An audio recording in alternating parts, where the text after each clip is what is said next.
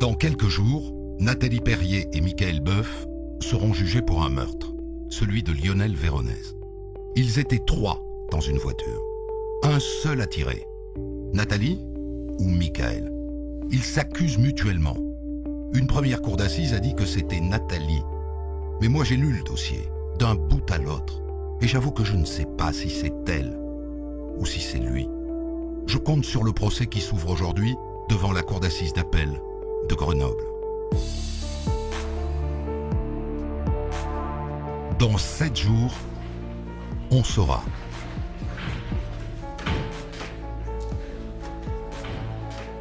Qu'est-ce que vous attendez de ce procès, Miguel? J'attends que la vérité soit dite, et la vérité, c'est que Madame Perrier avoue enfin qu'elle a tué Monsieur Véronèse. Mesdames, messieurs, la cour, veuillez vous lever. J'ai toujours dit que c'était lui. Miguel. Ouais. Il n'y a que lui qui sait manœuvrer les armes. Je voyais pas ma femme toucher une arme, faire un truc comme ça. Ce meurtre, c'est le crime le plus ordinaire qui soit. Un pistolet, un amant, un coup de sang, un mort. C'est l'histoire d'une femme qui s'ennuie dans une villa qui est très grande et dans une ville qui est très petite. Bon, tout ça, c'est Madame Bovary à Chambéry.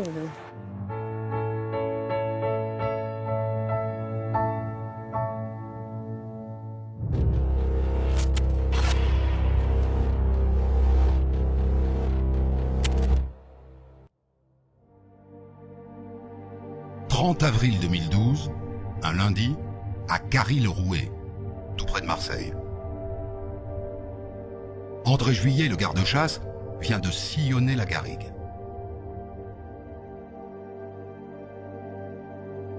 C'est quand je reviens de ma tournée, que je vois derrière la broussaille, le tas de bois que je voyais tous les jours, une masse noire, j'ai vu. J'ai dit, tiens, il y a quelqu'un qui s'est amusé à faire un feu. Et j'ai continué. Après, j'ai dit, non, il me semble que j'ai vu un corps humain ou un mannequin. Alors j'ai fait marche arrière, pour pas, si c'était vraiment un cadavre. Oui, bon, le choc, il y est, parce que c'était vraiment pas beau à voir. Alors là, je suis redescendu à la barrière et j'ai appelé les gendarmes. Et en affaire de demi-heure, il y avait... La colline était bleue de gyrophares. Voilà.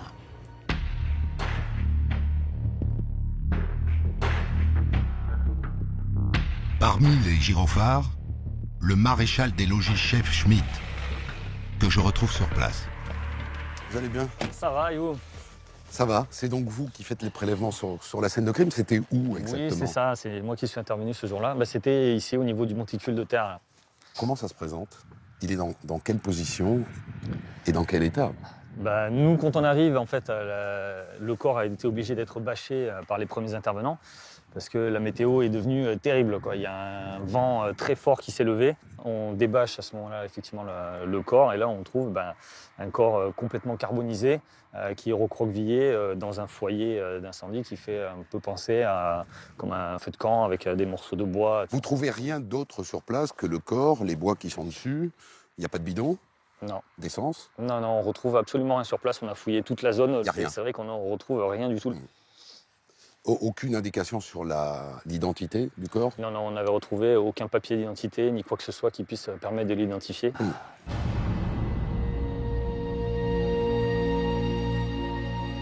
C'est le cadavre d'un homme. Il est emmené à l'Institut médico-légal de Marseille pour être autopsié. Et d'abord, a-t-il été brûlé vif ou était-il déjà mort quand on a mis le feu? Nous n'avons retrouvé aucune suie dans les voies aériennes supérieures, donc on peut supposer qu'il était mort avant que le corps soit brûlé. On ne relève aucune lésion évocatrice de lutte ou de défense qui aurait pu précéder le décès du sujet. Le mort ne s'est pas battu, mais il a une balle dans la tête. La trajectoire, si l'on relie ces deux orifices, se situe de gauche à droite, d'avant en arrière. mais sur un angle très proche de l'horizontale en fait.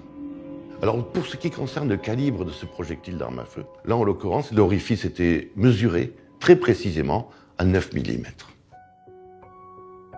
Un 9 mm. Alors c'est une exécution, suivie d'un incendie. À Marseille, c'est l'ordinaire. On appelle ça un barbecue.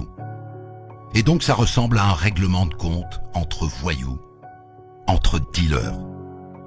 L'ADN du cadavre est passé au FNAEG, le fichier qui recense les profils génétiques de tous ceux qui ont été impliqués, de près ou de loin, dans un crime.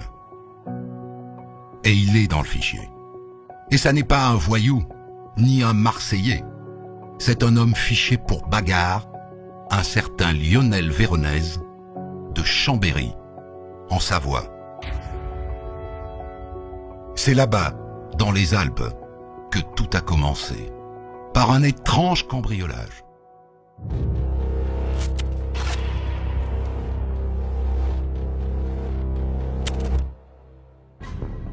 C'était 5 jours avant la découverte de ce cadavre, à Saint-Baldoff, dans la banlieue de Chambéry. Un cambriolage et pas chez n'importe qui, chez Philippe Perrier, grande famille de commerçants savoyards. Vers 16h, la mère Nathalie Perrier rentre chez elle après une sortie shopping avec ses 2 enfants. Et bizarre, le portillon de la villa est grand ouvert et la fenêtre du salon est cassée. Affolée, elle appelle son mari. J'étais chez un client, elle m'appelle en disant Philippe, on nous a cambriolés. Alors là, j'ai dit bon j'arrive, je suis sur la route, en moins de 5 minutes j'étais là parce que j'étais déjà sur la rocade. Philippe Perrier appelle tout de suite les gendarmes, qui constatent que le cambrioleur est sans doute passé par la fenêtre. Même s'il y a un détail qui cloche. Moi je constate de suite que le verre est en majorité à l'extérieur. Monsieur Perrier, donc je lui explique que c'est quand même bizarre que l'on trouve ces morceaux de verre et qu'il y en ait plus à l'extérieur qu'à l'intérieur. Donc il est un peu dans notre sens et ça lui semble également curieux. Je lui demande qu'est-ce qui a été volé. Il me dit que c'est dans le coffre qui se situe au sous-sol et que pour accéder au coffre, il faut une clé. Il m'indique que cette clé se trouve toujours dans le placard de la cuisine et qu'il n'a rien touché.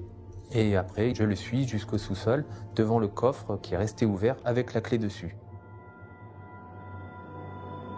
On m'a volé une somme avoisinant 25 000 € et 2 armes. Un Glock et un Smith & Wesson.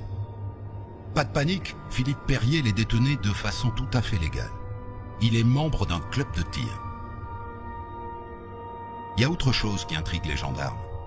Hormis l'argent et les armes, rien d'autre n'a été volé.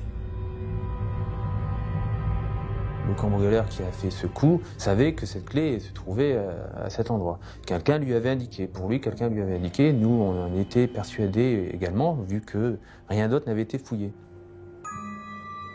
Bon, en même temps, la famille Perrier est une famille assez aisée. Et vu la maison également, on peut se douter qu'il y a de l'argent dans cette maison. En Savoie, la famille Perrier tient la plus grande maison de négoce d'alcool et de vin, la Maison Perrier. C'est des gens qui livrent la totalité ou presque des restaurants, des hôtels, des stations de sport d'hiver, enfin tout ça. Donc oui, c'est une famille de notables. Les Perrier ont de l'argent, mais notez que Nathalie travaille quand même, par passion, comme aide-soignante à mi-temps à l'hôpital d'Aix-les-Bains. C'est une femme ordinaire, c'est une femme qui a une vie avec un mari, 2 enfants, une belle vie, une belle maison, et une vie, j'allais dire, tranquille. En tout cas, Nathalie Perrier semble très secouée par ce cambriolage. Je la vois vraiment abattue, très réservée sur ce qui s'est passé, le regard un peu fuyant sur ses réponses. Oui. Elle est tellement mal qu'elle se réfugie dans sa chambre. tandis que Philippe, son mari, accompagne les gendarmes pour déposer plainte. Le soir, quand Philippe Perrier retrouve sa femme, elle est effondrée. Elle tremble, elle pleure, elle fume cigarette sur cigarette.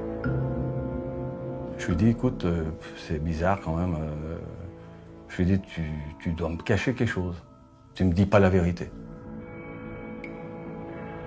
Elle me dit, je suis qu'une traînée, je mérite pas de vivre. Je t'ai trompé avec Lionel Véronèse et c'est lui qui a cambriolé. Bah, elle me dit ça comme ça. C'est pile à ce moment-là que tout bascule dans cette affaire.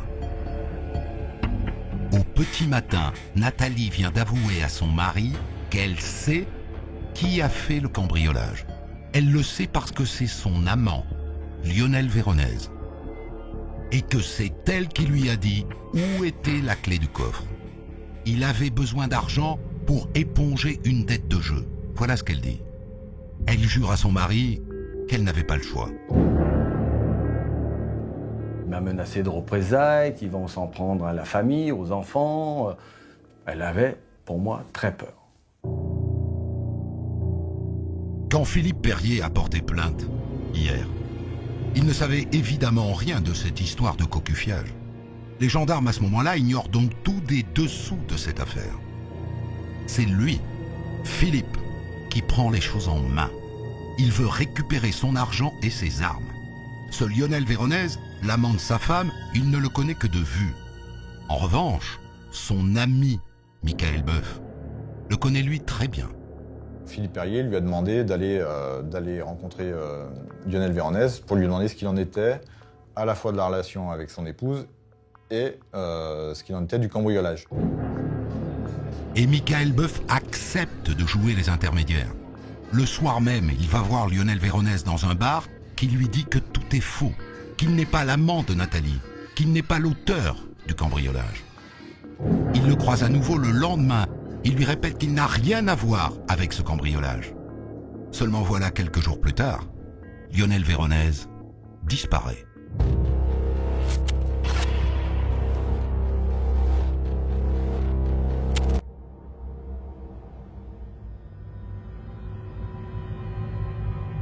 Six jours après le cambriolage chez les Perrier, Julien, le neveu de Lionel Véronèse, se rend au commissariat.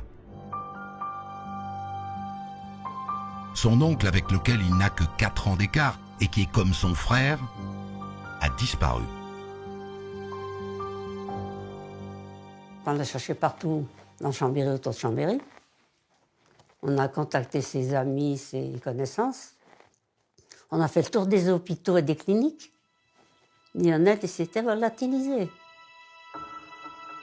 Lionel Véronèse a disparu 2 jours plus tôt, le dimanche. Ce soir-là, il était en famille, il a reçu un coup de téléphone de son copain Michael Boeuf. Donc j'ai entendu un petit peu qu'il y avait rendez-vous à 10h15 et qu'en partant de là, ils iraient boire un coup au Morito. Voilà. Et je lui dis, Lionel, sors le chien avant de partir. Il m'a dit, maman, je serai de retour avant minuit. Il m'a embrassé, il est parti. Julien, le neveu, sait pourquoi Lionel avait rendez-vous avec ce Michael Boeuf. C'est pour une histoire de cambriolage. Il est persuadé qu'il lui est arrivé malheur. Au moment où il disparaît, Lionel Véronèse a 39 ans. C'est un ancien patron de bar, costaud, qui joue à l'occasion les gardes du corps. Un beau mec. C'est un homme qui a beaucoup de succès avec les femmes, qui aime la nuit, qui aime la vie, qui aime manger, s'amuser, séduire. Fêtard et très sportif aussi.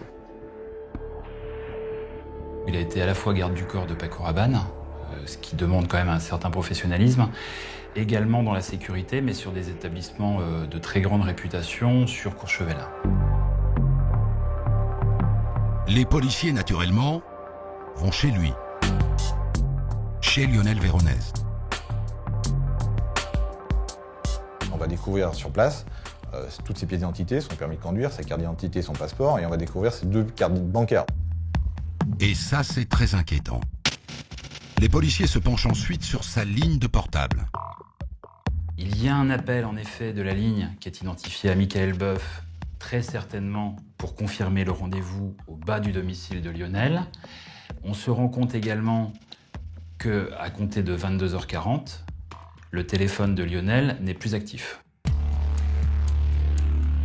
Donc Lionel Véronèse a disparu après un rendez-vous avec Michael Boeuf, lequel Michael Boeuf est un ami de Philippe Perrier. Ils sont cul et chemise. Alors, Michael Boeuf est un jeune entrepreneur de la région. C'est quelqu'un qui a monté une petite entreprise d'électricité. C'est pas quelqu'un qui est connu des services de police. C'est pas un délinquant, c'est pas un criminel. C'est quelqu'un qui a un profil tout à fait normal. Il est quand même convoqué au commissariat. Les policiers veulent savoir ce qu'il a fait le dimanche 29 avril, le soir où Lionel Véronèse a disparu. Il dîne à la maison des Perrier et Michael Boeuf nous dit qu'il est rentré avec sa compagne, Madame Parisé, à son domicile. Et qu'il n'a plus bougé, qu'ils se sont endormis et qu'il s'est réveillé le lendemain avec elle. Les policiers vérifient tout de suite. Ils convoquent Alexandra, la compagne de Boeuf. Elle va livrer une autre version, à savoir qu'elle est rentrée seule à son domicile le dimanche soir, qu'elle a regardé un film approximativement de 22h à minuit, qu'elle s'est endormie en l'absence de son concubin, et qu'elle va se réveiller à 11h du matin à son domicile, et elle constate la présence de Michael Boeuf à ses côtés. Et là, on a déjà une vraie contradiction dans leurs 2 déclarations. Michael Boeuf a menti. Du coup, il est placé immédiatement en garde à vue. Et les policiers lui mettent sous le nez son relevé téléphonique. La preuve qu'il a appelé Lionel Véronèse à 21h23 le soir de sa disparition. Il va confirmer qu'effectivement, il était question d'un rendez-vous le dimanche soir, entre deux. Mais il va nous dire que finalement, il était fatigué, qu'il n'avait plus envie de rencontrer Michael Boeuf et que donc il l'a appelé pour annuler le rendez-vous. Michael Boeuf n'a pas vu Lionel Véronèse ce soir-là. Il était chez lui. Ah bon? Ça n'est pas ce que dit la localisation de son portable. Il n'était pas chez lui de la soirée. Et chose très troublante, pile au moment où Michael Boeuf active son téléphone, celui de Lionel Véronèse s'éteint.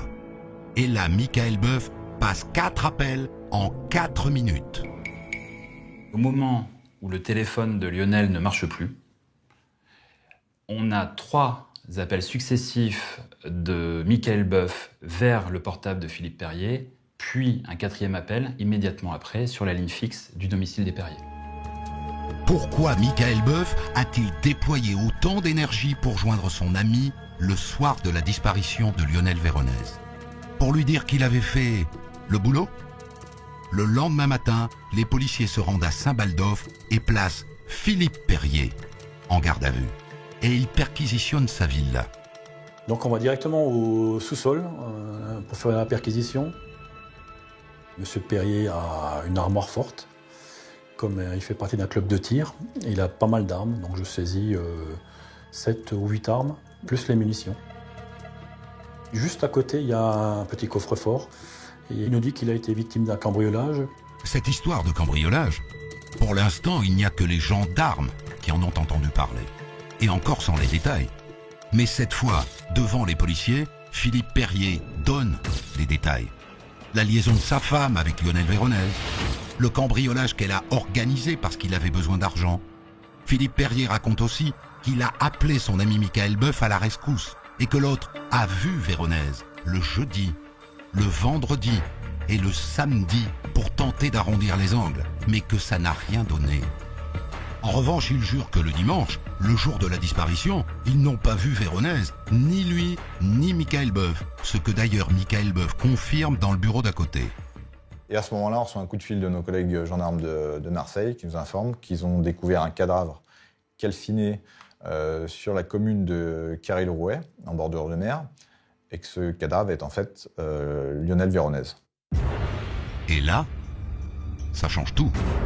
Non seulement Lionel Véronèse a disparu, mais il est mort. Les policiers le lui déconseillent, mais Julien, son neveu, se rend à l'Institut médico-légal.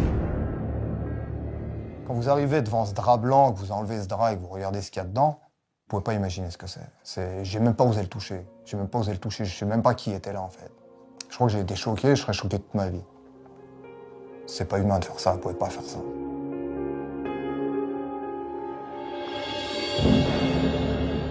À ce moment-là, on ne travaille plus sur une disparition, ni sur un enlèvement séquestration, on travaille maintenant sur un homicide.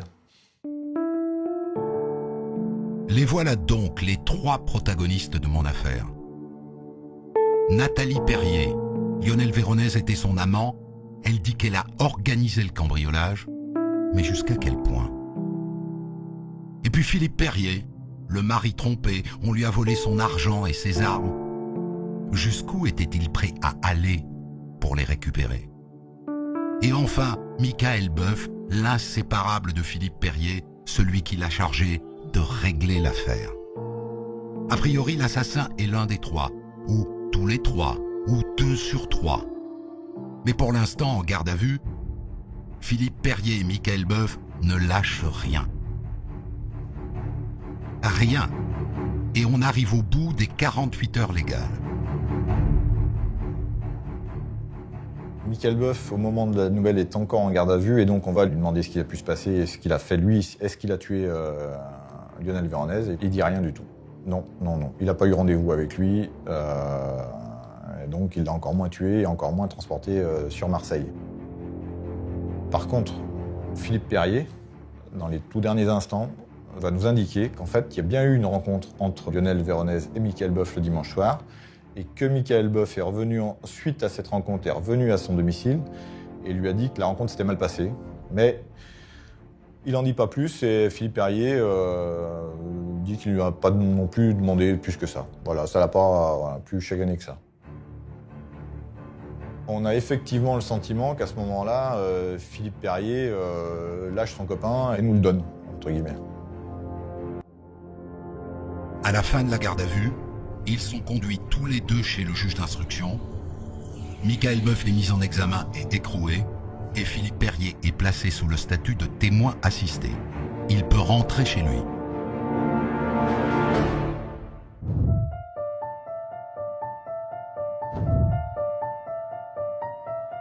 Les policiers sont convaincus que Michael Boeuf et Philippe Perrier mentent. Mais pour les faire craquer, il faudrait leur mettre quelque chose sous le nez. Quelque chose de concret.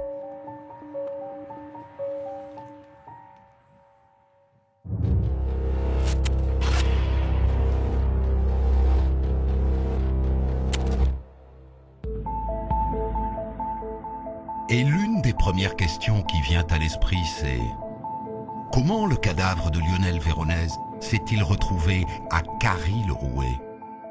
Il est décidé d'étudier les vidéos de toutes les routes qui mènent de Chambéry à Carry-le-Rouet. Alors le travail est très fastidieux, ce qui fait que nous décidons de prioriser 2 routes. La route Napoléon qui traverse les Alpes par Grenoble ou l'autoroute qui va directement sur Marseille. Les policiers écument les images des caméras de surveillance de tous les péages, de toutes les stations-service sur ces 2 routes. C'est un travail énorme et finalement payant. On va avoir la surprise de découvrir au niveau de la station-service de Mornas que vers 5h43, une petite Polo s'arrête pour prendre de l'essence dans cette station-service. C'est une Polo qu'on n'avait pas forcément ciblée à ce moment-là, mais les vidéos sont de bonne qualité et au volant de cette Polo, on va facilement reconnaître Michael Boeuf et assis à la place du passager avant, Philippe Perrier. Il est évident que pour nous, ce sont eux qui ont transporté le cadavre de Lionel Véronèse à Carry-le-Rouet. La surprise, c'est cette Polo. D'où vient-elle? Ça n'est ni la voiture de Philippe Perrier, ni celle de Michael Boeuf. On va identifier tout de suite évidemment cette voiture et on va se rendre compte qu'elle est immatriculée au nom de Georges Pariset, qui est le père de la concubine de Michael Boeuf. Le père d'Alexandra, la compagne de Michael Boeuf, qui a donc menti. Elle n'a jamais parlé de cette virée en polo à Carry-le-Rouet avec un cadavre dans le coffre. Elle passe un sale quart d'heure face aux policiers. Et finalement, elle leur dit que la polo, ils ne sont pas prêts de la voir. Elle a été détruite le lendemain de la disparition de Véronèse. Michael Boeuf a indiqué à Alexandra Parize que le véhicule avait un problème de batterie, qu'il a rebranché cette batterie, qu'il y a eu un court-circuit électrique. Je rappelle que Michael Boeuf est électricien. Et que ce court-circuit électrique aurait incendié le véhicule Polo.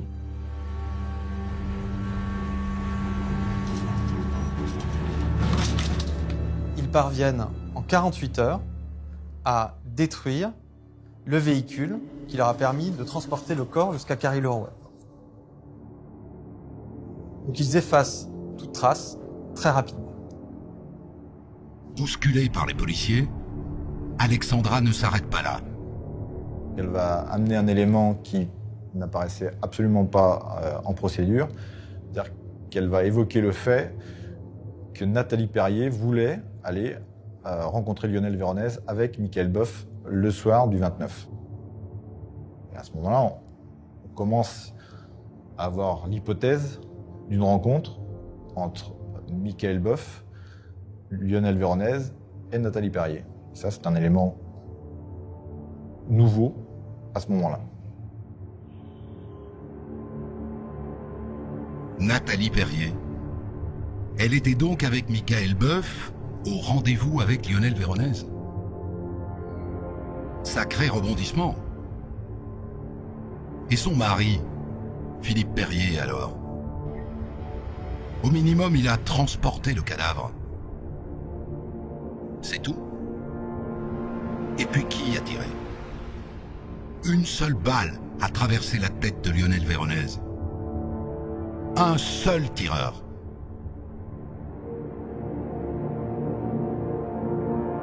Il est décidé de placer Philippe Perrier en garde à vue. Le problème, c'est qu'il n'est pas chez lui. Les Perrier sont allés prendre l'air au Festival de Cannes, figurez-vous. Alors on arrête les Perrier à Cannes. Alors, monsieur Perrier, est-ce que votre femme Nathalie était au rendez-vous avec Lionel Véronèse? Oui ou non? Eh bien oui, elle y était.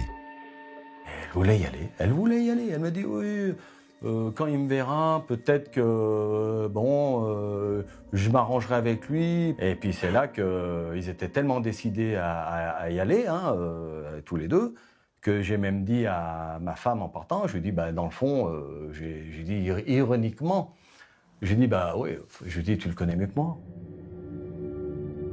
C'est à ce moment-là que de manière irréversible, le trio se divise en deux clans. Les Perrier, mari et femme d'un côté, Michael Boeuf de l'autre.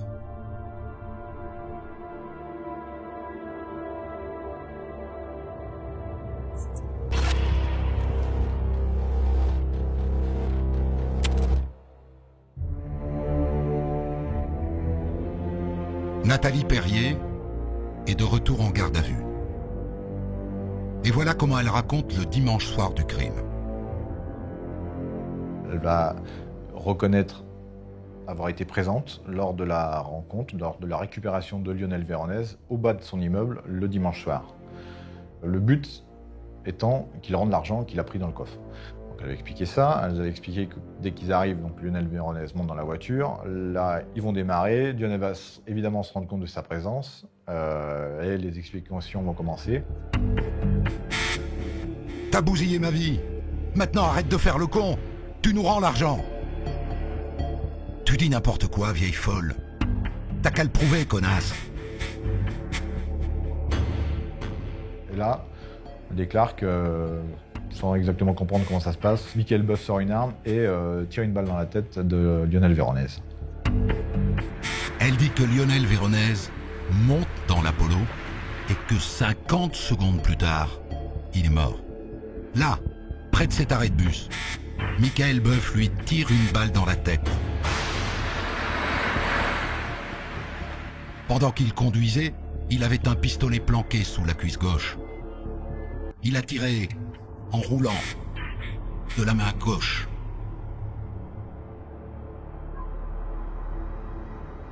Ensuite, ils sont rentrés à la maison où Philippe les attendait.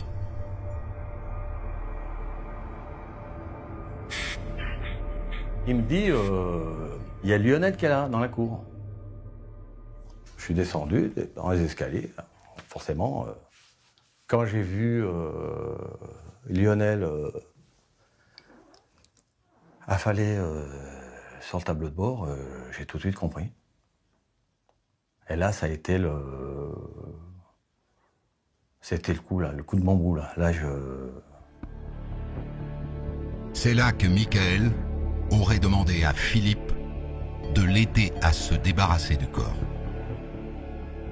Il dit non, eh bien, Philippe, je t'en supplie, viens avec moi, tu toucheras à rien. Je lui dis, écoute, moi, je veux bien t'accompagner, mais je lui dis, je sais même pas pourquoi je le fais, mais je touche à rien. Je ne touche à rien. Philippe Perrier raconte qu'avant de prendre la route, ils vont d'abord, avec l'Apollo, à l'entrepôt de Michael. Ils n'allaient pas prendre la direction de Marseille avec le cadavre sur le siège passager. Il l'a mis hissé tout seul dans le coffre. J'ai mis des cartons et un sac plastique sur le siège pour m'asseoir. C'est Michael qui conduit. Philippe est sur le siège passager et pour le coup, il est à la place du mort. À l'approche de Marseille, il met un coup de coude en disant on va où? J'ai dit on va où? J'ai dit c'est toi qui veux descendre là, je sais pas où c'est que tu veux aller. Puis je lui dis t'as qu'à prendre la première sortie à droite et puis c'est tout. Et la première sortie, c'est celle de Carrie Lerouet.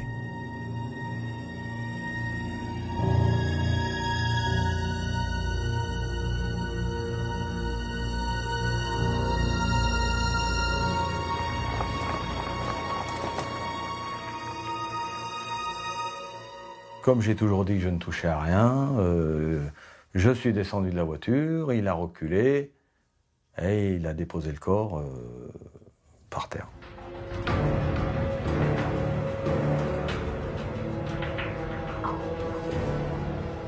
C'est lui qui a allumé le corps.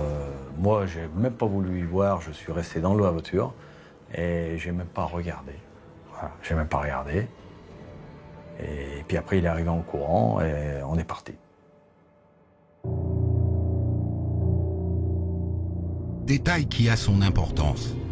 L'arme que, selon Nathalie, Michael Boeuf avait sous la cuisse, c'était l'une de ses armes. Il était venu avec, car il est tireur sportif. Lui aussi. Et ça, c'est confirmé par le frère de Nathalie. Il était chez eux la journée du meurtre, le dimanche. À un moment donné, au cours du repas, Michael Boeuf, qui était sur ma gauche, s'est accoudé à la table. Et en s'accoudant, il a laissé remonter son polo, qui m'a laissé entrevoir une arme de poing qui était dans la ceinture de son jean. Je l'ai simplement regardé, je l'ai touché du bout du doigt. Il m'a dit « touche pas », je me suis arrêté là, je ne suis pas allé plus loin. Michael aurait donc apporté une arme en prévision du rendez-vous. La voilà donc la vérité du couple Perrier. C'est Michael qui a tué, c'est Michael qui a tout organisé, et c'est aussi Michael qui a brûlé le corps. Sauf que Michael Boeuf raconte une autre histoire.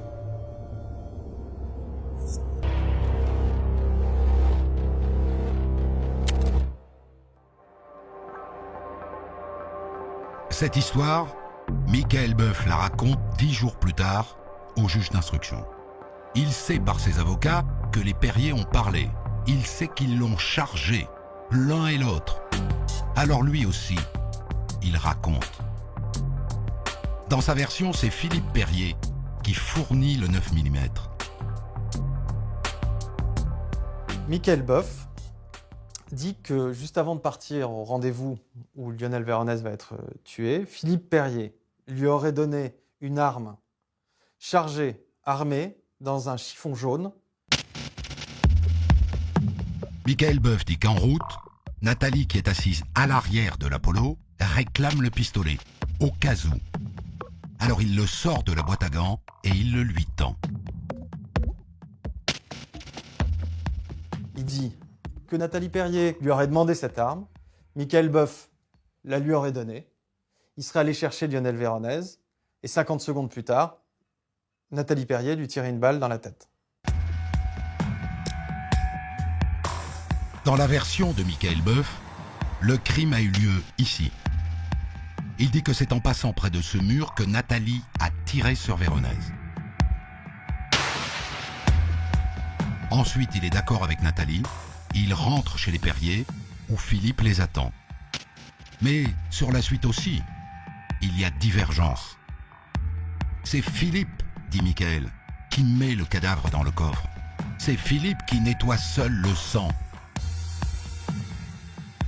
En revanche, il assume la destruction du cadavre à Carry-le-Rouet.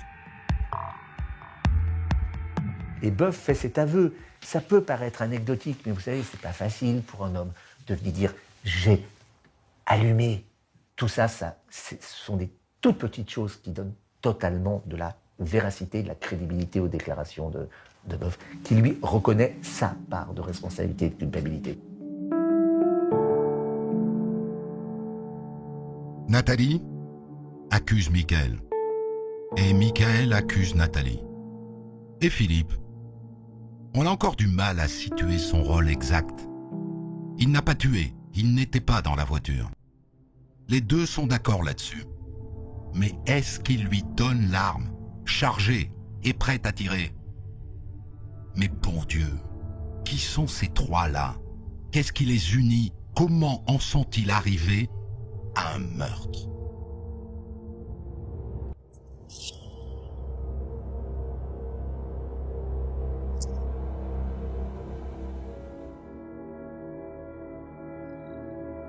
C'est avant tout l'histoire d'un couple de petits bourgeois de Chambéry. Elle, Nathalie, elle a une vie tranquille, confortable. Toujours gaie, toujours souriante, toujours pétillante.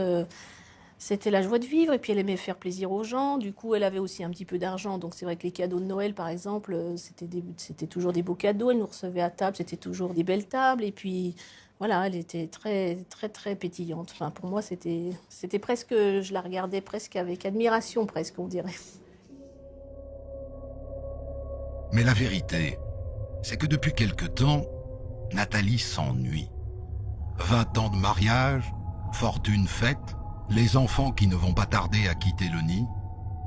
Nathalie a le blues. Elle voit les premiers stigmates de l'âge qui commencent à arriver, peut-être quelques rides, Voilà, elle fait de la gym, elle maigrit, elle dit... Elle est fière de rentrer dans les jeans de sa fille et d'avoir les fesses fermes. 20 ans de mariage plus tard, Nathalie a l'impression que Philippe la néglige. Et ça s'est aggravé depuis qu'il est avec ce Michael Boeuf. Il y en a que pour lui. Elle disait que c'était trop, quoi. Il était toujours fourré chez eux, il a téléphoné, et puis dans les bars à Chambéry, etc., quoi. On sentait qu'elle en avait un peu marre de ça, quoi. Madame s'enfonce dans la crise de la quarantaine et monsieur est en goguette avec son ami Michael. C'est vrai qu'on ne se connaissait pas depuis très très longtemps, mais il avait une attirance, oui, il m'aimait bien. Pour lui, oui, c'était assez fascinant, une facilité de dépenser de l'argent. On part en week-end à Saint-Tropez, on dépense dans le week-end 5 000 €. Tout ça, c'est assez grandiose pour lui, hein. Et je crois que ça a été une vraie fascination, quoi. Il a voulu un peu... peut-être lui aussi a voulu, peut-être un jour, se dire pourquoi pas, je serais peut-être comme ça, quoi. J'aurais peut-être les mêmes moyens et je pourrais faire pareil, quoi. Philippe Perrier a un gros carnet d'adresses. Et Michael Boeuf démarre avec sa boîte d'électricien. il y a peut-être vu quelque avantage. C'est vrai qu'il veut faire grossir sa petite entreprise, qu'il a pris des gros chantiers, sans doute des chantiers trop importants pour ses propres capacités, à la fois en termes de personnel que d'investissement. Michael Boeuf a même installé son entrepôt à côté de celui de Philippe Perrier. Mais il n'a pas pu suivre. Il avait des problèmes d'argent. Il a évolué dans son comportement, puisqu'il était électricien. Je l'ai vu une fois habillé en électricien, et après je l'ai vu habillé en petite chemise, jean, la belle voiture et la belle montre, quoi. Un peu, voilà, il s'identifiait un peu à mon beau-frère, j'ai trouvé. Quoi qu'il en soit, ce mimétisme, cette amitié envahissante, Nathalie les vit de plus en plus mal. Elle se sent seule. Elle est probablement en dépression. Elle se met à fantasmer.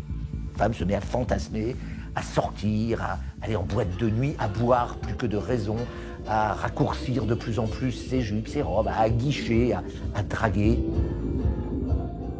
Et puis il y a un homme qui fait fantasmer Chambéry. Voilà, on va dire, qui met les femmes de Chambéry en pamoison. C'est un homme bien bâti, bel homme. Et elle fait une fixation sur cet homme, et cet homme, c'est évidemment Lionel Véronèse. Voilà donc comment Nathalie se serait jetée dans les bras de Lionel Véronèse. La première fois, elle l'a croisé dans une discothèque de Chambéry. Elle était venue chercher sa fille. Elle va descendre au vestiaire, rejoindre cet homme sur lequel elle fantasme, et voilà. En tout cas, c'est glauque. C'est glauque. La relation sexuelle a eu lieu dans le vestiaire. Sa fille est juste au-dessus. Par la suite, il y a d'autres rendez-vous sur un parking, au Mont Carmel. Mais c'est furtif, essentiellement des fellations. Et ce qu'elle raconte, c'est que Véronèse, à ce moment-là, quand elle est bien accro, lui parle de ses têtes de jeu, de l'argent qu'il doit. Il a besoin de cash. Et elle est ensorcelée. Il lui a fait du chantage pour avoir de l'argent. Si tu ne me donnes pas de l'argent, je dirai tout à ton mari. Il savait que Mme Perrier avait une fille de 16-17 ans. Il menace la maman d'avoir une relation sexuelle avec sa fille. Du chantage. Il lui aurait fait du chantage. Les policiers n'y croient pas.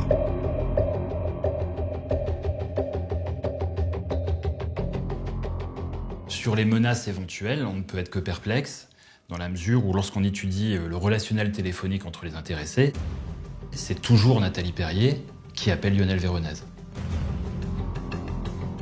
On imagine mal la victime d'un maître chanteur appeler son maître chanteur pendant plusieurs mois. Nathalie a peut-être taillé à Lionel Véronèse un costume trop grand pour lui. Il était connu de ce service pour quelques broutilles des différents à la sortie des bars, etc. Mais ça, c'est le dos de tous les videurs, donc c'était pas quelqu'un qui, pour nous, était un voyou. C'était quelqu'un qui était connu parce qu'il travaillait dans le monde de la nuit. Mais c'était pas quelqu'un qui était fiché comme au grand banditisme, comme voyou. C'était pas un voyou, Lionel Véronèse. Et d'ailleurs, est-on certain qu'il a fait ce cambriolage?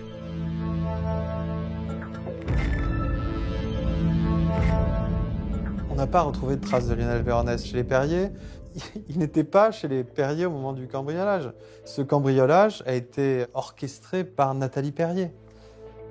Alors ce serait ça, la clé de cette histoire. Un cocufiage qui tourne mal. Une femme atteinte par le démon de minuit qui cambriole elle-même son mari. Philippe Perrier, condamné au premier procès pour le transport du cadavre et la destruction de la voiture, a purgé sa peine de prison. Il a bien voulu qu'on se parle.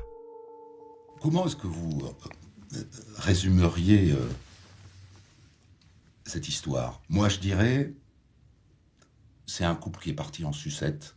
Vous n'avez pas géré. vous avez laissé courir les choses, et puis tout d'un coup, c'est n'importe quoi au bout. Est-ce que c'est ça l'histoire? Ouais, c'est vrai que où je me sens, entre guillemets, fautif, c'est que j'ai pas eu le courage de stopper le délire de ma femme. Comme je voulais pas d'histoire, oui, j'ai laissé courir les choses. C'est un peu de lâcheté, mais qu'on peut comprendre, en fait. Chacun peut être lâche à ce moment-là. Ça fait 20 ans qu'on est ensemble. Voilà. Il y a un problème, et bon, on va voir ce que ça donne, quoi. Et puis ça pourrit. Ouais. Et ça devient malsain, quoi. C'est vrai que tout a débordé. Tout a débordé, et rien n'a été géré, et tout est devenu incontrôlable.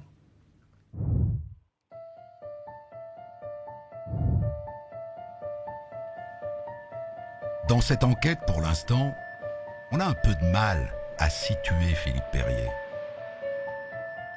A-t-il ou n'a-t-il pas donné le pistolet? A-t-il soufflé sur les braises? A-t-il donné des ordres, des consignes? Eh bien non. Coup de théâtre dans cette enquête. Le juge a tranché. Philippe a juste transporté le cadavre et participé à la destruction de la voiture.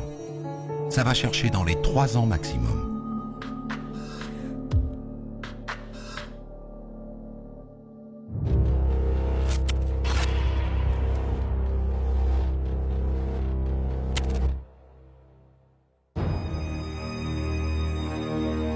Les magistrats de Chambéry, le juge et le procureur considèrent que Philippe Perrier n'a jamais voulu la mort de Lionel Véronèse.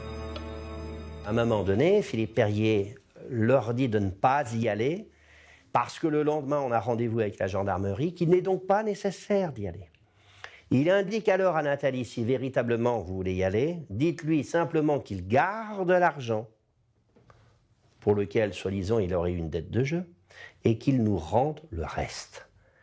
Donc cela démontre quel était son état d'esprit au moment où les deux vont partir rencontrer Lionel Véronèse. Évidemment, la décision en faveur de Philippe Perrier ulcère les avocats des deux autres. Il est le demandeur à l'action, celui qui téléguide, celui qui télécommande, celui qui a intérêt à laver son honneur. Monsieur Perrier va réussir l'exploit d'être soustrait au jugement de ses pairs. On a privé le juré populaire d'un vrai procès. On a envie d'applaudir ou de vomir, c'est au choix. Et à propos, quelle est la vérité de Julien Véronèse? Il était très proche de son oncle Lionel. Il n'est pas facile à approcher, Julien. Et il ne mâche pas ses mots. Ta vérité à toi, c'est quoi? Moi, ma vérité, c'est pas du tout ce qu'on entend aujourd'hui. Alors c'est quoi? Pour moi, tout est défini d'avance. Perrier doit sortir le plus vite possible. Philippe Perrier, le mari. Philippe Perrier doit sortir le plus vite possible. Donc, je sais pas ce qui se passe. En fait, depuis le début, vous avez Perrier qui est là au sommet, avec la famille Perrier qui est au sommet, qui sont intouchables. Ils sont intouchables. On peut pas se battre contre eux, c'est impossible. On a tout essayé, on a mis toutes nos forces, on a tout essayé, on n'y arrivera jamais. T'es en train de nous dire un truc qui est quand même hasardeux, mais que quand on est un bourgeois de province... On peut tout se permettre. Quand on a l'argent, on fait ce qu'on veut. C'est les prolos contre les bourgeois. C'est exactement ça. C'est ça l'affaire Véronèse. C'est ça. Vous retournez l'affaire, vous mettez Véronèse qui tue Perrier, en 6 mois on est jugé, on prend 30 ans. On peut pas dire que la justice n'a pas mis les moyens dans cette enquête. Il y en a eu des investigations. Trop tard. Le dossier, il est épais comme ça. Mais même un gosse de 2 ans, il comprend que c'est prémédité, qu'ils ont voulu le tuer, ils sont allés au bout de leur connerie. En fait, il faut se mettre à la place de Philippe Perrier, c'est très important. Moi, je me suis souvent mis à sa place et je me suis souvent dit, finalement, ce mec, on lui a tout fait, monsieur Perrier. On lui a tout fait, on ne peut pas lui faire plus. On lui a pris sa femme, on lui a pris son argent. Qu'est-ce qu'il fait, lui? Mais il devient fou. C'est normal. Vous auriez fait quoi à sa place? Mais je pense que tout le monde aurait fait comme ça. Il va au bout de sa connerie. Il devient fou, il veut se faire Véronèse. Son idée, je veux me faire Véronèse. Et Michael Boeuf là-dedans? Et bien, Michael Boff, là-dedans... Quelle place tu lui donnes?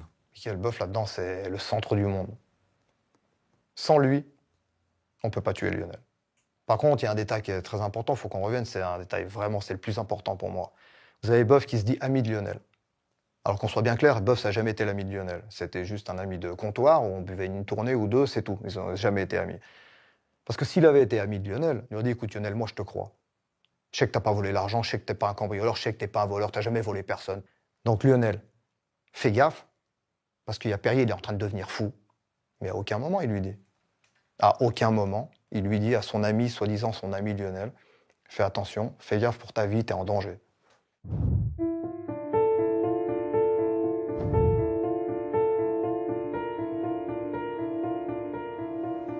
Dans ce procès qui s'annonce, il y aura donc 3 versions de la même histoire. Michael Boeuf, qui accuse Nathalie d'avoir tiré, mais reconnaît avoir transporté et brûlé le cadavre.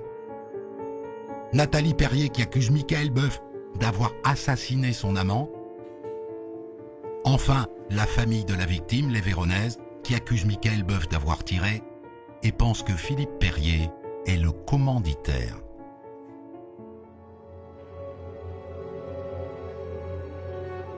L'affaire est jugée une première fois devant la cour d'assises de Chambéry, le 23 mars 2015. Les jurés tranchent. C'est Nathalie Perrier qui a tué. Il la condamne à 20 ans de réclusion criminelle. Il considère que Michael Boeuf est son complice. Il prend 8 ans. Philippe Perrier est cantonné à son rôle dans le transport du cadavre et la destruction de la voiture. Il est condamné à 3 ans de prison et 45 000 € d'amende. Il y a encore pas mal de gens qui disent que Philippe Perrier est plus impliqué que ne l'a dit le premier procès. Les personnes qui disent ça, je pense que ce sont les personnes qui sont proches de la famille Véronèse. Mais dans vos moments de solitude, je suppose que vous avez beaucoup de regrets. Je regrette ce fameux soir du dimanche où j'aurais dû vraiment les retenir plus que ça. Voilà. Au moment où vous allez au rendez-vous avec Au moment où ils repartaient, où ils n'avaient pas à retourner à ce rendez-vous. Mais bon, pour moi c'est clair. J'ai fait 3 ans. La condamnation elle aurait été à 5, et ben j'aurais fait 5 ans. J'ai accepté la condamnation parce que j'aurais jamais dû faire ce que j'ai fait. Voilà. Votre intime conviction à vous, c'est laquelle? Qui a tiré? Moi, pour moi, j'ai toujours dit que c'était lui. Michael? Oui. Parce que c'est tout simplement lui qui me l'a dit. Dans la voiture, au moment où vous descendez le corps à Carré-Drouet? Tout à fait, à ce moment-là. Il n'y a que lui qui sait manœuvrer les armes. Pour moi, je ne voyais pas ma femme toucher une arme, faire un truc comme ça. Je ne voyais pas, parce qu'ils sont partis pour aller s'arranger, récupérer de l'argent, lui en laisser une partie. Donc, loin de penser à ce qu'il fasse une chose pareille. Et Nathalie, vous en parlez avec elle? Vous lui posez la question? Je lui ai toujours demandé qu'est-ce qui s'est passé. Elle m'a dit j'ai rien eu le temps de voir. Pour elle, ça a tellement été rapide que elle m'a dit j'ai pas vu comme il a fait. Voilà.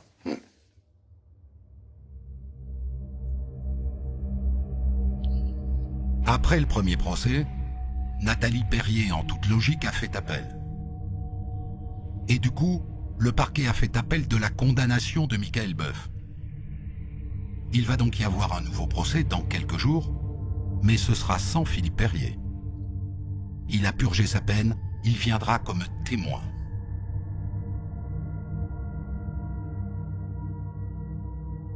Entre-temps, Nathalie et lui ont engagé une procédure de divorce.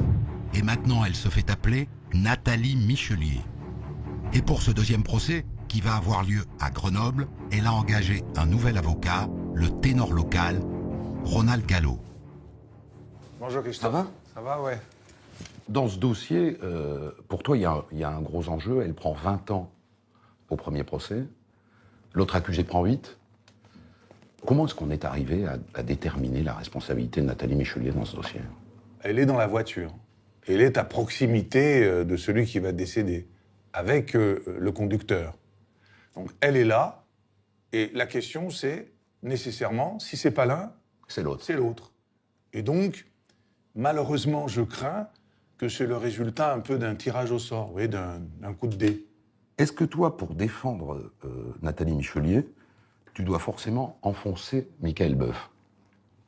Mais de dire que c'est lui qui l'a fait, ce n'est pas mon rôle. Je ne suis pas procureur.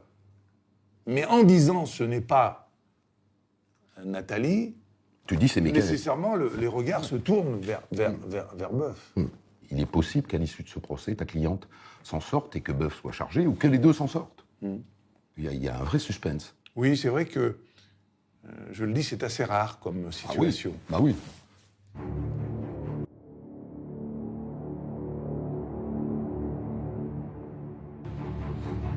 De son côté, à la maison d'arrêt de Vars où il est détenu, Michael Boeuf prépare lui aussi sa défense avec son nouvel avocat, maître Jakubowicz, que j'accompagne pour sa dernière visite au parloir à quelques jours du procès. Bonjour maître. Enfin, ça va, merci. Allez, allez, j'étais à Saint-Château. Voilà, c'est pourquoi. Comment allez-vous, Michael? Ça va, je suis confiant et j'attends cette audience avec impatience. Qu'est-ce que vous attendez de ce procès, Michael? J'attends que Madame Perrier avoue enfin qu'elle a tué Monsieur Véronèse. Ah oui, à la requête du parti civil. Le parti civil, d'accord. Par contre, là, je comprends pas tellement sur les 3 derniers.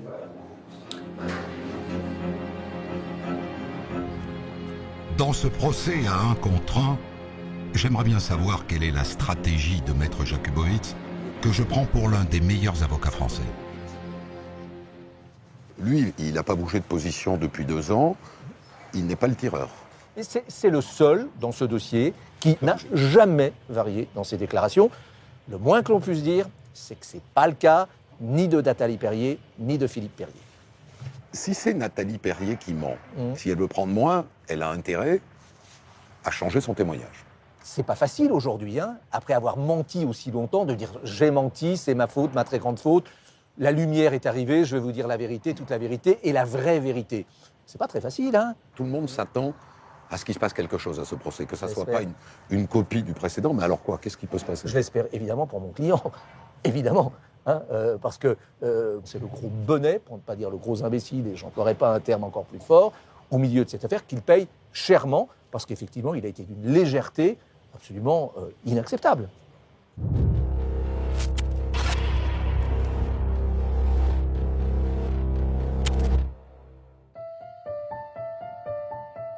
14 novembre 2016. Ça fait 4 ans et demi que Lionel Véronèse est mort. Et les voilà devant la cour d'assises d'appel de Grenoble. Nathalie Perrier-Michelier et Michael Boeuf. L'un d'eux ment, c'est sûr. Mais lequel? C'est tout l'enjeu des 7 jours de procès qui s'annoncent.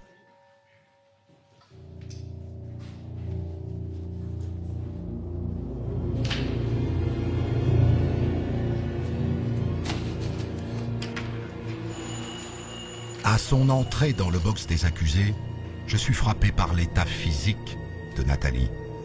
Après 4 ans et demi de prison, elle n'est plus que l'ombre d'elle-même. Michael Boeuf, lui, m'a l'air plus serein, presque placide.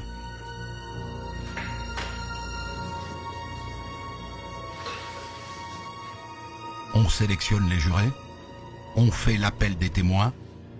Ils seront 38 à déposer. La chroniqueuse judiciaire du journal Le Monde, Pascale Robert-Diard, est de l'aventure.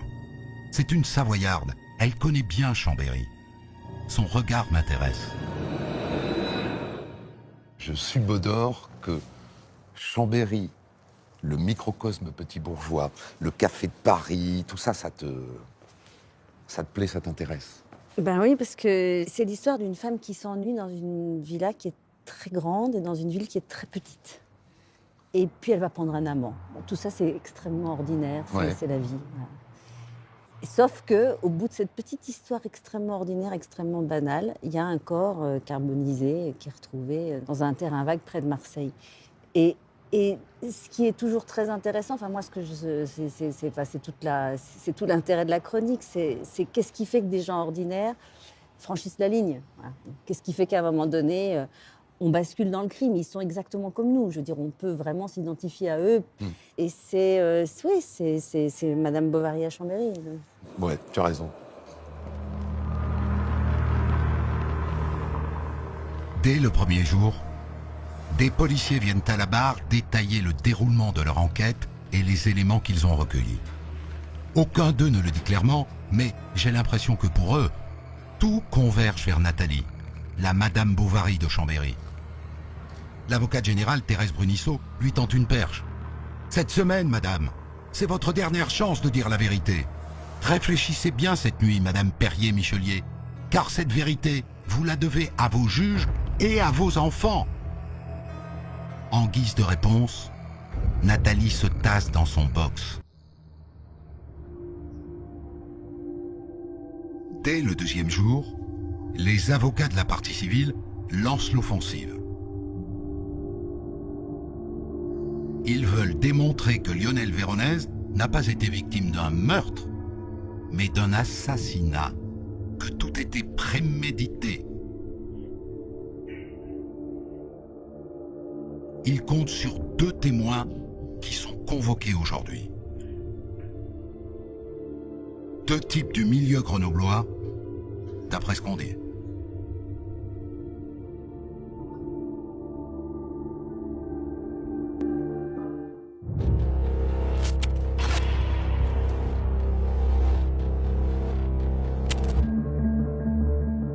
Et c'est Michael Boeuf qui a mis l'enquête sur la piste du milieu. Michael Boeuf, lors de l'un de ses interrogatoires en début de procédure, va déclarer à la juge que le jeudi après-midi, c'est-à-dire le lendemain du soi-disant cambriolage, il est parti pour Grenoble avec Philippe Perrier et qu'à cette occasion, ils ont rencontré 2 personnes. Ils se sont rendus donc, tous les 2 sur Grenoble pour rencontrer des gens capables d'aller, entre guillemets, mettre la pression à Lionel Véronèse pour qu'il rende l'argent. 2 hommes louches, contactés par Philippe Perrier et Michael Boeuf, pour aller voir Lionel Véronèse quelques jours avant sa mort. Si c'est vrai, c'est une autre lecture de cette histoire. On va donc faire des vérifications. On va se rendre compte qu'ils ont un interlocuteur qui est connu de notre documentation comme étant quelqu'un qui est plus ou moins en relation avec le milieu grenoblois. Ces 2-là, oh oui, on voudrait les voir. Oh oui, on voudrait les entendre. Eh bien, ils ne viendront pas. La présidente a envoyé des policiers les chercher, ils ne les ont pas trouvés. C'est ahurissant.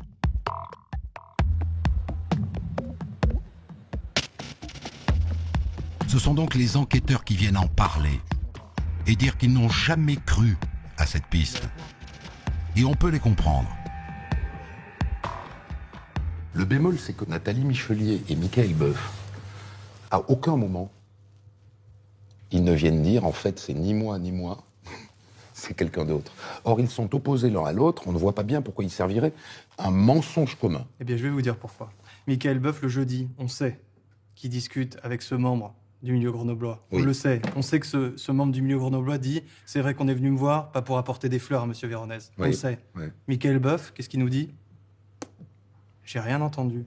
Pourquoi ? Parce que s'il reconnaît que ces gens sont impliqués, ça prouve que ce crime est organisé. Et les choses deviennent encore plus graves. Préméditation, bande organisée... Et c'est hyper... Ils essayent de se faire passer pour un bras cassé.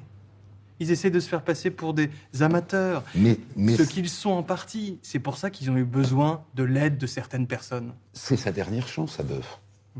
On voit pas bien pourquoi il le dirait pas maintenant, parce qu'il risque de prendre des peines de prison lourdes. Ah oui. Il peut y avoir la peur aussi.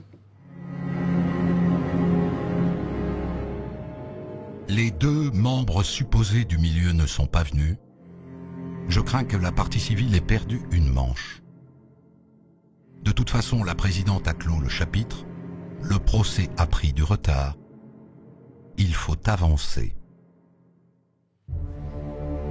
Et maintenant que le milieu grenoblois est sorti de l'équation, on en revient à la même question.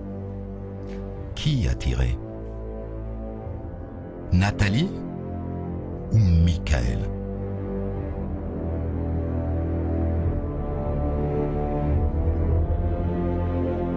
Désormais, on compte sur les légistes et les experts en balistique pour y voir clair. Une première équipe a travaillé sur le dossier, une équipe de Marseille. Avant le procès, je suis allé les voir pour qu'ils m'expliquent en situation leurs 4 hypothèses.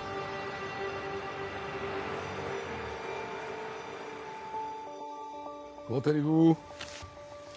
Bonjour. Bonjour. Vous avez fait l'autopsie? Exactement. Votre spécialité, c'est la balistique. Votre conclusion absolue, c'est que c'est un bout touchant. Alors, déjà, quelle est la différence entre le bout touchant et le bout portant? Comme son nom l'indique, le bout touchant touche. Le bout portant, c'est à partir du moment où ça ne touche plus. Vous êtes certain que c'est un bout touchant? Pourquoi? Dans le bout touchant, les gaz pénètrent à l'intérieur de l'organe, en l'occurrence du crâne. C'est-à-dire que quand vous observez le cerveau de Lionel Véronèse, il y a la trace d'une expansion qui est due au gaz du bout touchant. En fait, les gaz rentrent directement, c'est ça, du canon de l'arme jusqu'à l'intérieur du cerveau et dilatent le cerveau. Voilà, exactement. Il est bien évident que si le canon ne touche pas la peau, ces gaz ne pénétreront pas à l'intérieur de la ouate crânienne. C'est donc à l'observation du cerveau, vous êtes certain qu'il s'agit d'un tir à bout touchant. Tout à fait. Bon, si vous voulez bien, on rentre dans la voiture et on fait les 4 hypothèses de tir. Et puis, vous nous donnez votre conclusion telle qu'elle est écrite dans votre rapport. On y va. Vous êtes Nathalie Perrier, vous vous mettez derrière.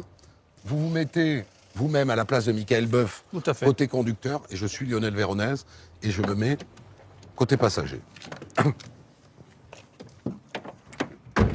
Donc, ce qui est important, c'est que Lionel Véronèse, tel que décrit et par Nathalie Perrier et par Michael Boeuf, a les mains sur le tableau de bord. En tout cas, au début.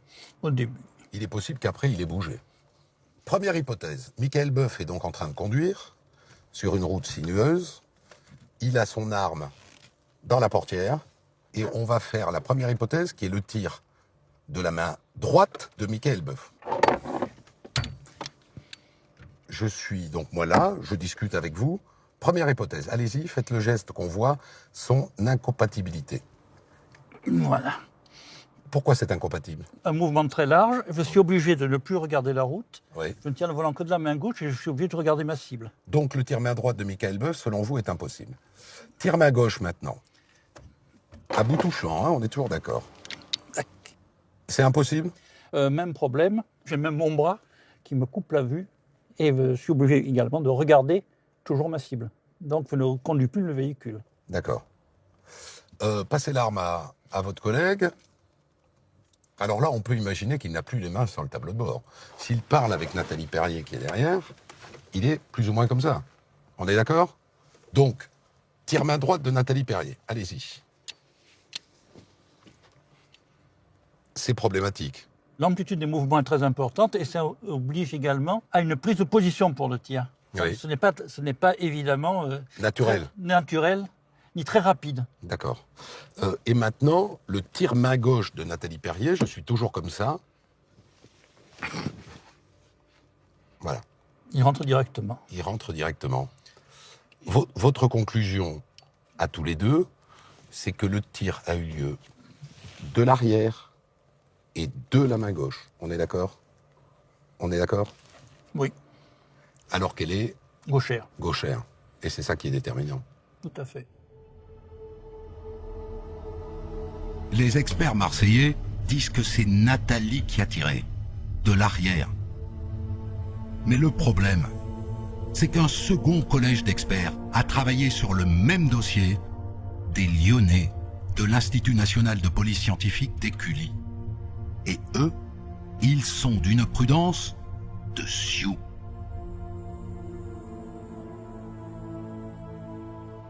Bon, monsieur Miras, j'ai vu vos collègues de Marseille qui ont réalisé la première expertise, et puis j'ai lu votre rapport. Et alors vous êtes infiniment prudent, beaucoup plus prudent qu'eux. Et vous reprenez les 4 hypothèses. Hein. Notre gros problème dans ce dossier, c'est que on ne sait absolument pas où s'est passé l'homicide. Et puis après, si on part de l'hypothèse que le crime s'est passé dans la voiture, on a des incertitudes énormes. D'abord, la position de la personne qui est derrière. Ça, c'est le deuxième point. Et puis le troisième point qui est important, c'est que lors de l'impact sur la tête de M. Véronèse, on ne sait pas où est sa tête. On ne sait pas dans quelle direction elle est. On ne sait pas si elle est plus proche du pare-brise, plus proche de la vitre latérale droite, plus proche du conducteur, si elle est tournée à gauche, à droite, un petit peu. On ne sait pas. C'est ce que vous écrivez. Vous dites tout geste criminel est dynamique. Et on ne sait jamais dans quelle position ils étaient au moment où la balle les frappe. Tout à fait. Donc dès lors, si on n'a pas la position de la tête de la personne dans la voiture, comment voulez-vous dire que ça soit le conducteur ou le passager arrière qui a tenu l'arme? C'est strictement impossible. Donc vous vous dites, dans tous les cas de figure, c'est possible. Oui. Et Michael Boeuf et Nathalie Perrier, de leur main gauche et de leur main droite, ont pu tuer Lionel Véronèse, mais vous êtes incapable de dire qui a tiré.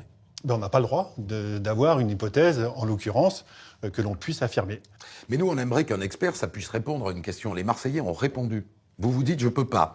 Qu'est-ce qui fait la différence entre vous? Pour valider une hypothèse, il faut que vous ayez que des arguments pour et aucun argument contre. Or là, dans les 4 positions possibles, on a toujours des arguments contre. Donc il y a quelque chose qui ne va pas. Les Marseillais et les Lyonnais viennent tour à tour déposer à la barre. Et au bout, je suis perdu. Je ne sais pas qui croire. Et je ne suis pas le seul. Dans le public, j'ai repéré 2 femmes qui sont là depuis le début. Elles étaient sur la liste des jurés. Elles n'ont pas été tirées au sort.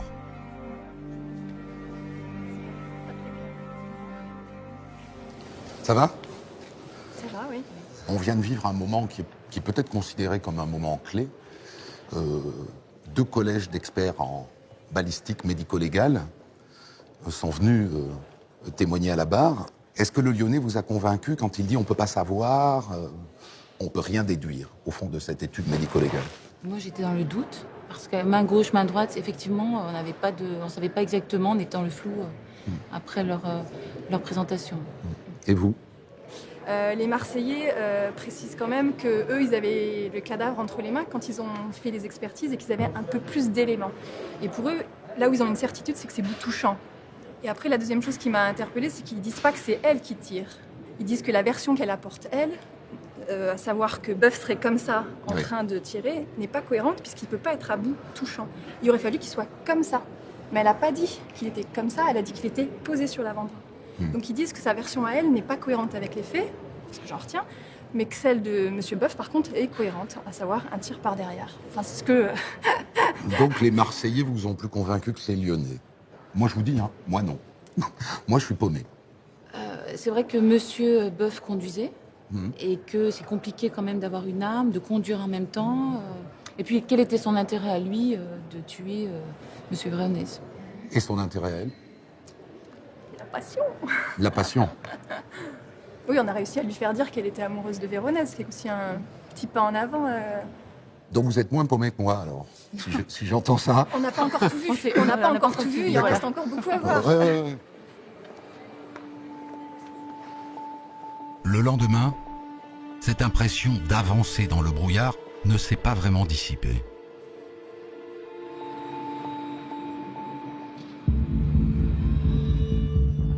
Et voilà qu'arrive le témoin que tout le monde attend, Philippe Perrier. Il s'avance vers la barre sans un regard pour son ex-femme Nathalie.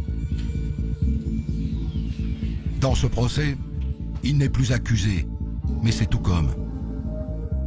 Avec des si, oui, j'aurais dû appeler la police, mais sur le moment, j'ai pas voulu. Oui, j'ai pas réfléchi. C'est seulement le lendemain que je me suis dit, j'ai pas pris la bonne décision. J'ai subi la situation. La présidente lui dit, Monsieur Perrier, vous passez 7 à 8 heures de route assis sur le sang du mort? Comment avez-vous pu? Philippe Perrier passe plusieurs heures debout à la barre, à répondre au feu des questions. Il est raide, il est fermé. Il serait presque une victime, lui aussi.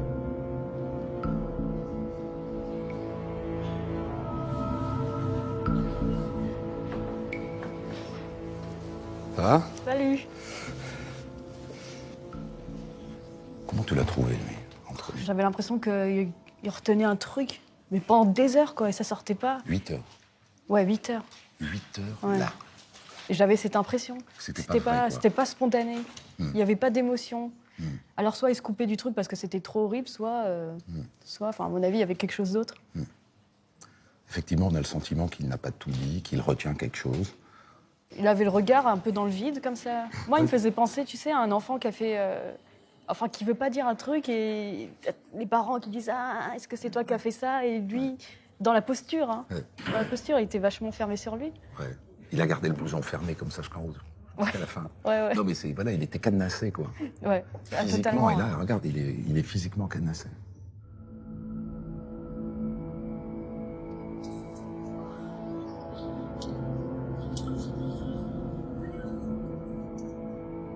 Ouais, je veux dire, j'étais à deux doigts de quitter la salle dans l'après-midi et rentrer chez moi. À ce point-là? Ah, franchement, j'ai envie de vomir. Franchement, ce gros menteur, tout le monde sait que c'est lui qui est à l'origine de tout ça et qu'il est dehors, mais ça me donne envie de vomir. Moi, j'allais quitter la salle, hein. J'ai dit demain, je reviens plus. Bon. Parce que là, les 3 premiers jours, moi, je suis paumé total. Enfin, on ne peut pas arriver à un verdict avec les 3 premiers jours d'audience. Là, oui. Il se dessine quelque chose, peut-être. Ouais, c'est maintenant que je vais. C'est où elle crache tout de suite, où on n'aura jamais rien. Philippe n'a pas craqué. Alors maintenant, les Véronaises attendent tout de Nathalie. Qu'elle lâche enfin son mari. L'avocat général tente une fois encore. Madame, quand on est enfermé dans un mensonge, pendant des années, c'est difficile d'en sortir.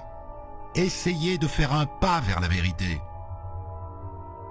Une vérité que ses propres avocats veulent aussi approcher.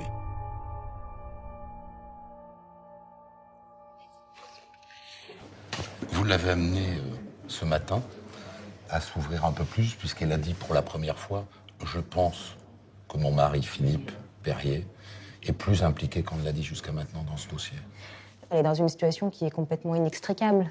Parce que quand on parle de Philippe Perrier, on parle du père de ses enfants. Elle est en détention depuis 4 ans et demi. Lui est dehors, c'est lui qui s'occupe des enfants. Elle a donc raison, l'avocate générale, quand elle dit que ce qui la bloque pour avancer un peu plus, parce qu'elle ne dit pas tout, c'est la nécessité de garder le contact avec ses enfants, de ne pas les décevoir, quoi. De toute manière, ses enfants passeront toujours avant tout. Même avant elle. Je pense avant elle. Je pense s'il fallait qu'elle se sacrifie pour ses enfants, elle le ferait. La fin du procès approche. Je n'ai toujours aucune idée de qui est l'assassin. La présidente tente une dernière fois de déstabiliser Nathalie Perrier-Michelier. Vous étiez à cran. Vous n'avez pas été épargné par certains témoins qui ont évoqué plusieurs crises d'hystérie. C'est ce qui s'est passé dans l'Apollo? Le pétage de plomb d'une femme à bout de nerfs? S'ensuit une scène surréaliste. Les deux accusés s'affrontent enfin. C'est Nathalie qui commence. Michael Boeuf ment. Ça fait 4 ans qu'il ment. Je n'ai pas tiré sur Lionel. Jamais. J'aurais pas pu tuer quelqu'un. Et Michael Boeuf de répondre. Je suis fatigué. J'en peux plus. Aujourd'hui, je comprends pas pourquoi elle dit ça. Pourquoi elle n'avoue pas? Et Nathalie éructe. Regarde-moi dans les yeux. Soulage ta conscience. Dis-le que c'est toi. Non, tu mens. D'un seul coup, elle me regarde droit dans les yeux. Elle me dit, Julien, j'ai pas tué ton oncle. J'ai pas tué ton oncle. Et je lui dis, ouais, je te crois. Je te crois. Je te crois. Mais c'est sincère. Ah, mais moi, c'est sincère. Hein. Vous la croyez? Ah, mais moi, je la crois, moi. Ah, mais moi, je la crois depuis le début. On peut pas mettre une balle dans la tête à bout touchant à mon oncle. Une femme qui a jamais tiré, qui a jamais tenu une arme. Mettre à bout touchant. Mais si elle veut le tuer, elle est derrière le siège. Elle le tue à travers le siège. Oui. Mais qu'est-ce que c'est que ces conneries? Ouais. Lui, il peut le faire. De n'importe quelle main, de n'importe quel truc, il a l'habitude des armes. Et il veut se le faire. Il veut se le faire, mon oncle. Voilà ce que je pense. C'est sincère. Voilà. Voilà. J'ai quelqu'un qui me regarde en face, qui me le dit. J'ai Boeuf qui m'a jamais regardé. Jamais. Ni à Chambéry, ni maintenant. Pourtant, on se connaît. Il pourrait me regarder en me disant, mais jamais j'aurais pu faire un truc pareil.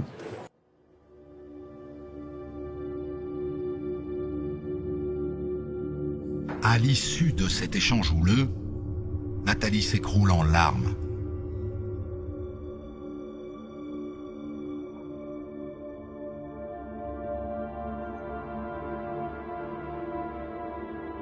Michael Boeuf, lui, baisse la tête. Le lendemain, c'est au tour de Michael Boeuf de nous livrer une séquence émotion, avec larmes et sanglots.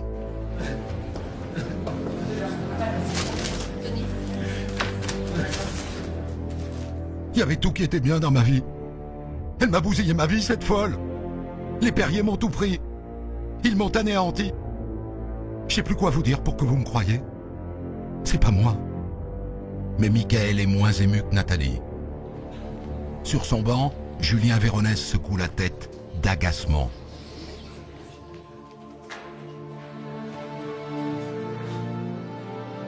On est au bout du procès. C'est l'heure des plaidoiries. Les avocats de la famille Véronèse ouvrent le bal.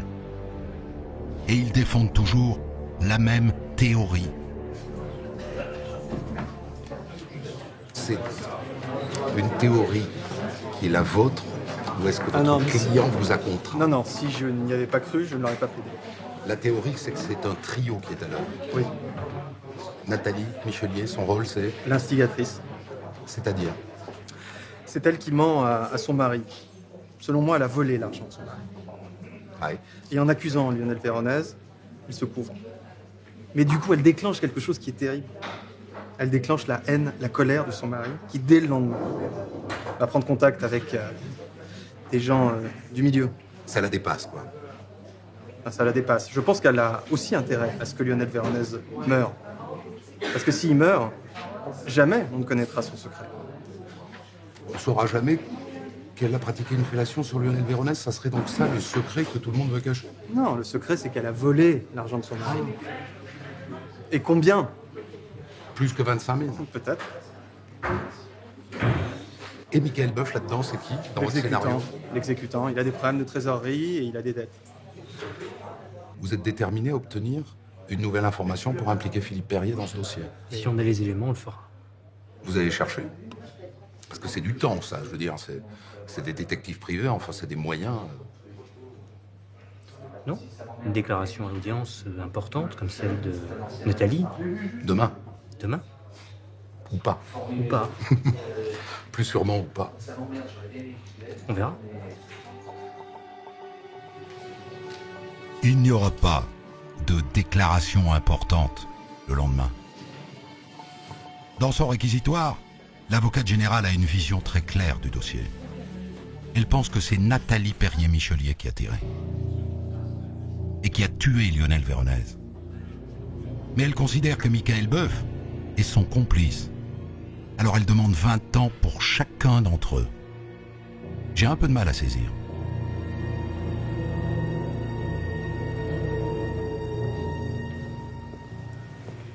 Vous terminez votre réquisitoire en demandant 2 fois 20 ans, et pour elle et pour Michael Boeuf. Alors, vous avez la conviction que c'est elle, donc on comprend que vous demandiez 20 ans pour elle. Mais on ne comprend pas du coup pourquoi vous demandez 20 ans pour Michael Boeuf, qui, si du coup n'a pas tiré, n'est pas l'assassin, et en toute logique doit être acquitté. Non, parce que j'ai essayé de démontrer, on verra ce que le jury en pense, mais j'ai essayé de démontrer qu'on était sur un assassinat, pas sur un meurtre. Donc véritablement sur un meurtre avec préméditation, c'est ça l'assassinat. Et pour moi, c'est ce que j'ai tenté de démontrer. Michael Boeuf a connaissance de l'intention homicide de Nathalie Michelier.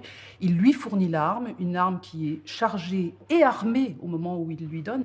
Donc je considère pour ma part que sa responsabilité à lui est pleine et entière, et qu'en plus son comportement après le meurtre et la façon dont avec Philippe Perrier il détruit toutes les preuves et surtout il s'attaque au cadavre de sa victime, sont des éléments d'extrême aggravation par rapport à sa complicité. Si je vous dis, Madame l'avocate générale, que à la fin de ce procès, moi, ayant lu le dossier comme vous, ayant assisté à toutes les audiences comme vous, je suis perdu sur les responsabilités, je suis pas capable. Vous l'entendez, ça? Bien sûr que je l'entends, et d'ailleurs, il est possible que la cour d'assises ne puisse pas se prononcer sur la responsabilité de l'un et de l'autre. C'est un dossier extrêmement complexe, et il n'est pas certain qu'on n'en sorte pas finalement de ce procès avec un double acquittement. Si l'avocate générale elle-même parle d'acquittement, c'est la preuve que tout peut arriver demain, au moment du verdict.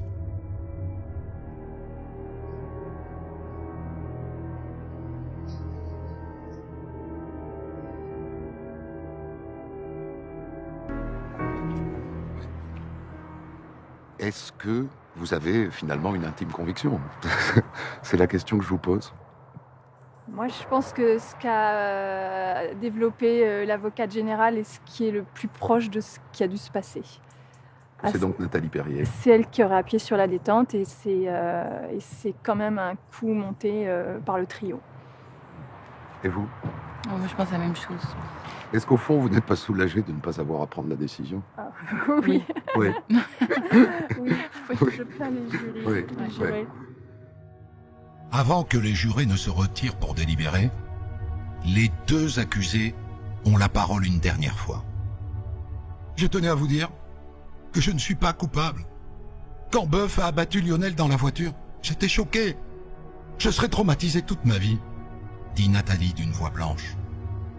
Ça fait 4 ans et demi que je suis en prison et que je dis ce qui s'est passé, jure Michael. Alors j'espère qu'aujourd'hui, vous m'entendrez. Jusqu'au bout, ils s'accusent l'un l'autre.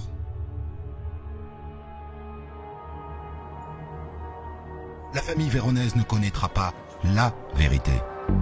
Elle devra se contenter de la vérité judiciaire. Et moi, je suis frustré de ne pas avoir beaucoup avancé pendant ces 7 journées d'audience. C'est quand même extrêmement rare, mais moi, si j'étais juré, soit je me tirerais en courant, parce que je sais pas, soit j'acquitterais tout le monde au bénéfice du doute. Pendant 4 jours, on échafaude tous les scénarios, on sort d'une journée, on se dit non mais ça y est, forcément c'est elle, lui. c'est elle, non, Voilà. c'est elle. Ou alors Et c'est puis le elle. lendemain, non mais c'est forcément lui, c'est ça, c'est forcément. Et puis il y a ce moment où tout d'un coup on voit arriver la fin du spectacle entre guillemets pour nous et qui est le début de la décision pour la cour et les jurés. C'est-à-dire que eux, ils vont devoir choisir. Et là, c'est vrai que j'aimerais pas être à leur place non plus, quoi. Ça va être sans doute un délibéré très, très, très, très long. Je crois. Très passionnant. Effectivement, le délibéré est très long. Il dure plus de 7 heures. Et la cour rend son verdict.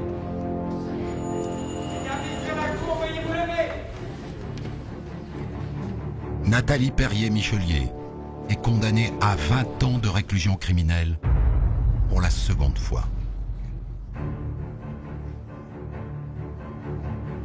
Et Michael Boeuf est acquitté pour le meurtre, mais il est condamné à 6 ans de prison pour l'enlèvement de Lionel Véronèse.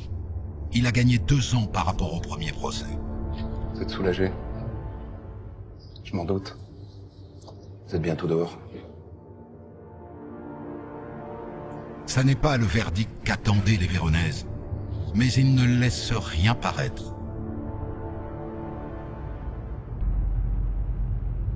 Moins de 2 semaines après le procès, Michael Boeuf, qui a purgé sa peine, sort de prison.